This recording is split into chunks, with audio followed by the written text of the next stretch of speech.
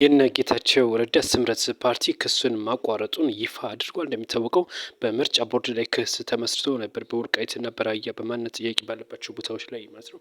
አሁን በተሰማ መረጃ እነ ጌታቸው ረዳ በገዛ ፈቃዳቸው ክሱን ማቋረጣቸውን ይፋ አድርገዋል። ከዚህ ጋር በተገናኘም እንግዲህ ክሱ እንደማይቀጥልና እንደዚሁም ደግሞ አምነው በቃ እንደ ይቅርታ እንደመጠየቅ በሉትና ክሱን ሙሉ ለሙሉ ማቋረጣቸውም ጭምር ነው እየተነገረ የሚገኘው ማለት ነው። ፍርድ ቤት በዛሬ ቀጠሮ ነበራቸው በዛሬ ማለት ነው።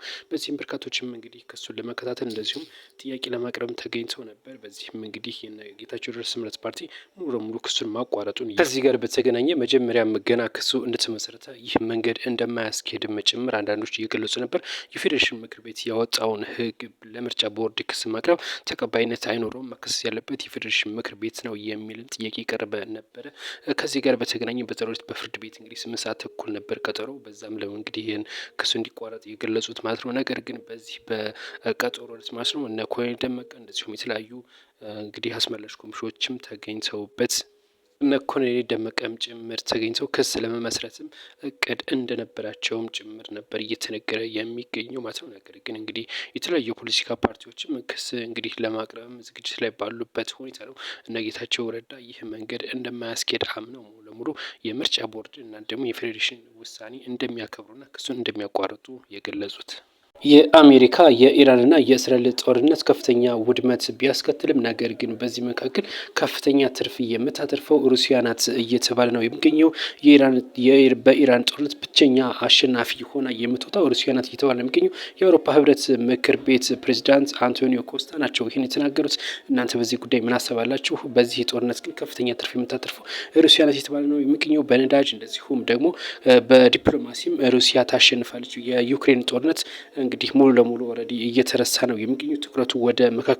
ትኩረቱ ሙሉ ለሙሉ ወደ መካከለኛው ምስራቅ በሆነበት በዚህ ሰዓት ሩሲያ ዩክሬን ላይ ከፍተኛ ጥቃት ታደርሳለች። 4 ዓመት የቆየው ጦርነት ሙሉ ለሙሉ አሁን ተረስቷል ሲሉ ነው ፕሬዚዳንቱ የገለጹት። አክለውም እንግዲህ ከፍተኛ የነዳጅ እጥረት አጋጥሟል። ይህን ነዳጅ እጥረት ክፍተት በመጠቀም ሩሲያ ለአውሮፓ ህብረት ነዳጅ እንደምታቀርብም ነው እንግዲህ የገለጹት። ይህም ሩሲያ ከፍተኛ የሆነ አቅም ታገኛለች ጦርነቱን ለማራዘም ሲሉ ነው እንግዲህ የአውሮፓ ህብረት እንግዲህ የምክር ቤቱ ፕሬዚዳንት ይፋ ያደረጉት። ከዚህ ጋር በተገናኘም አሜሪካ 10 ቢሊዮን ዶላር ተጨማሪ በጀት መጠየቋም እንደዚሁ የሚታወስ ጉዳይ ነው። እንደዚሁ እስራኤልም ወደ 10 ቢሊዮን ናቅፋ በነሱ ብር ማለት ነው እንግዲህ እሷም ጠይቃለች ተብለው ከፍተኛ የሆነ በጀት ይጠይቃል ሲሉ ነው የእስራኤሉ እንግዲህ ጠቅላይ ሚኒስትር ቤንጃሚን ኔታንያሁ እየጠቀሱት ማለት ነው። የእስራኤል የገንዘብ ሚኒስትርም አክለው ይህ ጦርነት ከፍተኛ የሆነ በጀት ነው ወይም ኢንቨስትመንት ነው ሲሉ ነው የገለጹት። ጦርነቱ ምን ያክል ጠቃሚ እንደሆነም ጭምር ነው ሲያብራሩ። ጦርነቱ ከፍተኛ ገንዘብ ብናወጣም ነገር ግን ይሄ ኢንቨስትመንት ነው በኋላ እናገኘዋለን የሚል ንግግር አድርገዋል የተባለው። የአሜሪካ ፕሬዚዳንት ዶናልድ ትራምፕም እንደዚሁ ተቃውሞ ቀርቦባቸዋል የተባለው በዲሞክራቶችና እንደዚሁም በሪፐብሊካኖች ጭምር ከፍተኛ ተቃውሞ እንደገጠማቸውም እየተነገረ ነው የሚገኙ። 10 ቢሊዮን ብር ተጨማሪ በጀት መጠየቃቸው ማለት ነው በመከላከያ ሚኒስቴር በኩል። ነገር ግን እንግዲህ ሪፐብሊካኖች ቢደግፉም ዲሞክራቶች ከፍተኛ ተቃውሞ አሁንም እያሰሙ ነው የሚገኙት።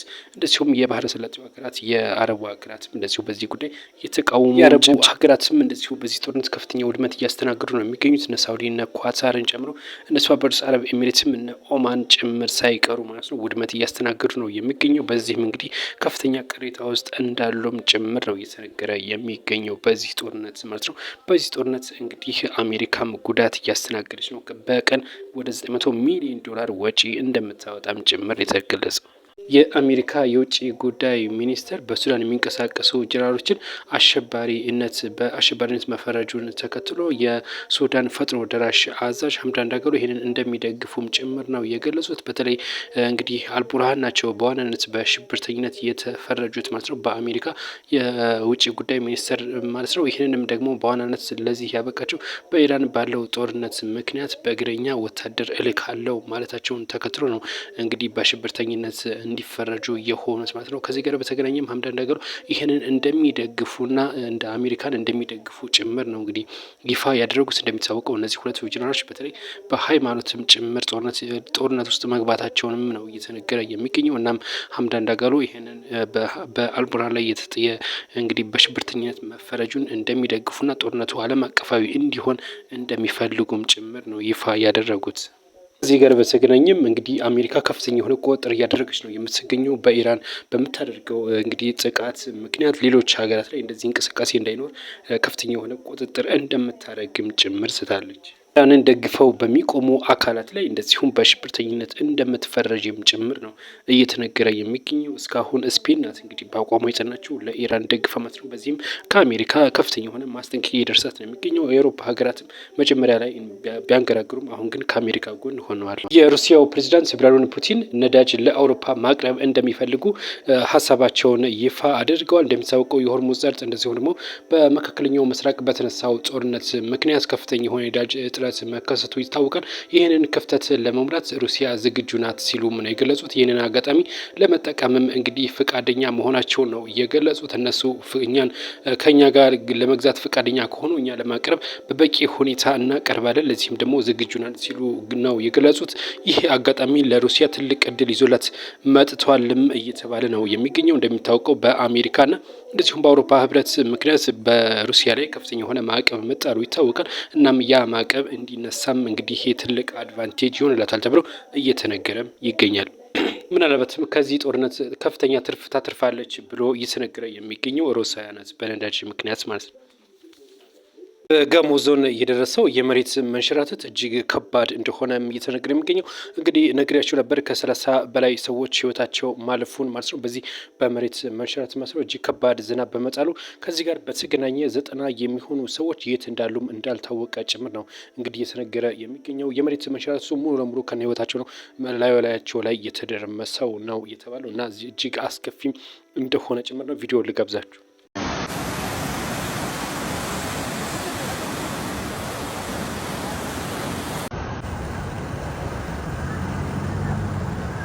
ወደ ነው ስማ በቪዲዮ ላይ እንድትመለከታችሁት እንግዲህ እጅግ ከባድ የሆነ ዝናብ ነው የጣለው በዚህ ቦታ ማለት ነው።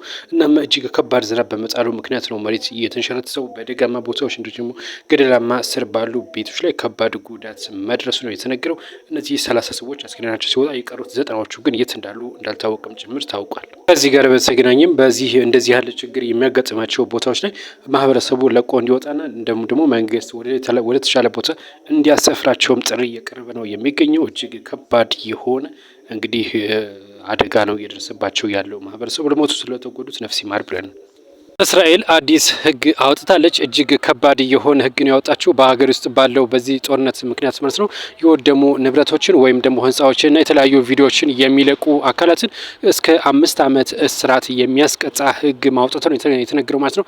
የደረሰባት ጉዳት ሌላ ዓለም እንዲያይባት እንደማትፈልግም ጭምር ነው እንግዲህ አያይዞ መረጃው የገለጸው ማለት ነው። በዚህ ምክንያት የጠላትን ስትራቴጂካዊ እንግዲህ ጉዳትን ላለማሳየት በሚል ነው እስከ 5 ዓመት የሚቆይ ስርዓት የወሰነችው። ማንኛውም የእስራኤል ዜጋ እንደዚሁም ደግሞ ማንኛውም ማህበረሰብ ቪዲዮ አንስተው ወይም ፎቶ ቀርጾ ቪዲዮ ወይም ደግሞ በፎቶ መልቀቅ የሌለበትም ስትል ነው እስራኤል ህግ ያወጣቸው የተባለው።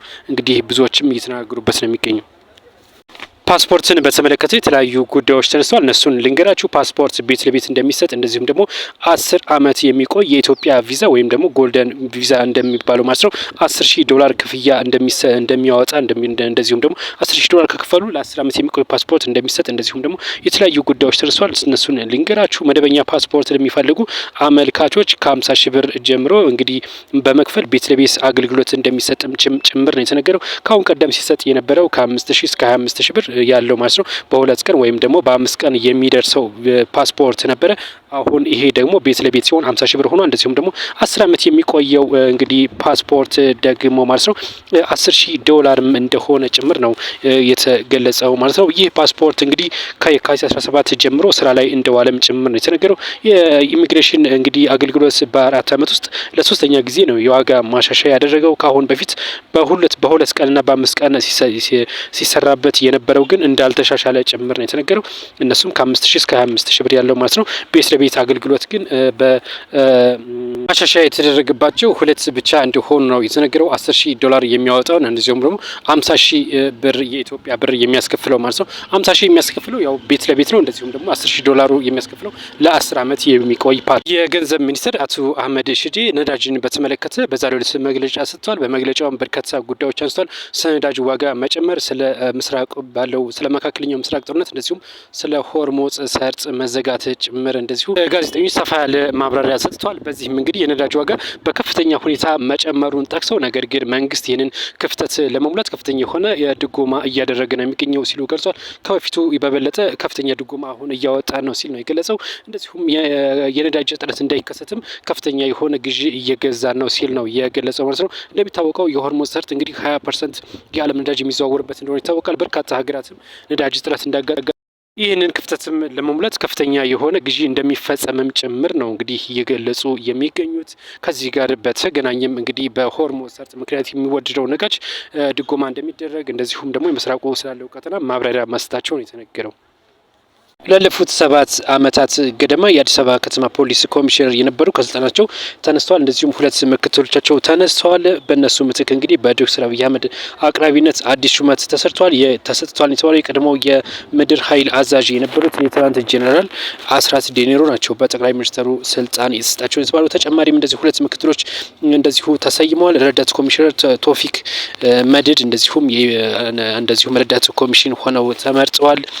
እንደዚሁም ሌላኛው ሁለተኛ ምክትል የሆኑት እንደዚሁም አቶ ኤርዘቂ ኢሳ እንደዚሁም ለአዲስ አበባ ምክትል ኮሚሽን ሆነው ተመርጠዋል ነው የተባለው። ከዚህ ጋር በተያያዘ አዳዲስና እንደዚሁም ተጨማሪ መረጃ እንደርሳችሁ ከፈለጋችሁ እናት 612 ዩቲዩብ ላይ ገብታችሁ ሰርች አድርጋችሁ መመልከት ትችላላችሁ። ለአዲስ አበባ ለተመረጡ ውስጥ እንግዲህ መልካም የስራ ዘመን ብለናል። አሳዛኝ መረጃ ተሰምቷል። በጋሞ ዞን እጅግ አስደንጋጭ የሆነ የመሬት መሸራተት በመከሰቱ ምክንያት ከ30 በላይ ንጹሃን ወይም ሰዎች ህይወታቸው ማለፉ ጭምር ነው የተነገረ የሚገኘው። በዚህ ከባድ በሆነ ዝናብ ነው እንግዲህ ጉዳት የደረሰው የተባለው። አስተዳደሩ አደጋው የደረሰባቸውን እንግዲህ ማህበረሰብ ክፍል እርዳታ እያደረገ እንደሚገኝም እንደዚሁ ጭምር ነው እየገለጸ የሚገኘው። በዚህ ጉዳት እንግዲህ በርካቶችም ጉዳት ደርሶባቸዋል። ቤቶችም እንደወደሙም ጭምር ነው የተነገረው ማለት ነው።